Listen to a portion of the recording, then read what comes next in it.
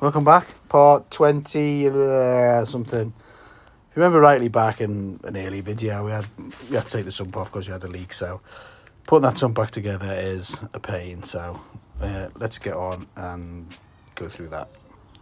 First things first, everything's spotless. So sump completely cleaned out, bottom of the engine completely cleaned, strainer cleaned, all the surfaces cleaned, all ready for assembly. And I like to make this, you can see how clean things are, that absolutely spotless. One of the weird things about the Sump, it's not that weird actually, it does happen quite a bit, is that it's got O-rings in there, and if you remember back in the earlier video, they're actually really strangely shaped. They're actually flat on one side, and that's because the sump is machine flat, so they fit into the bottom of the sump. So I think the best way to do that is just put a little dab of grease on them, and then just use the grease to locate them into the bottom of the sump. Now there's 4 seals altogether, 1 O-ring and 3 of them flat, half flat seals, so they all need to be located correctly, and always replace them seals. I think that's probably a good idea, or O-rings, or whatever you want to call them. Looking at the bolts, I've cleaned all the bolts up, and I can see not only are they quite rusty, they're all different sizes, so that's no good. I think we need to replace these bolts. This is a good example of how useful the technical draft is, you know, the parts diagrams. I can see here on this that there's only one size bolt for the whole pan, and if you look in here, it actually gives you the size. It's an M6x25.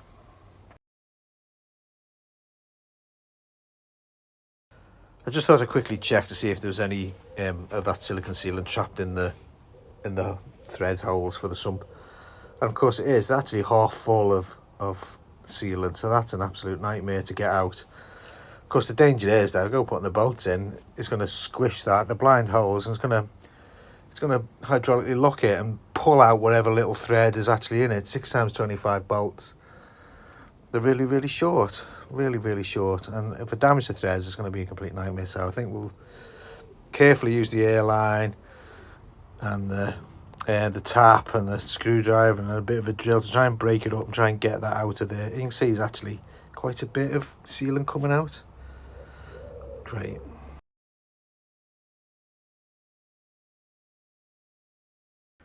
Okay, so I've cleaned that out, but while I was doing that, look what I've spotted. While I was doing that, look, I dropped a bit of metal off the bench and it hit the bike, and I think it's broke the sight glass. Oh well, it's my own stupid fault. This is the annoying thing is, it's not even that, is of course I've repainted the bloody cover as well, haven't I? Anyway, we'll have to sort it. It's my own fault.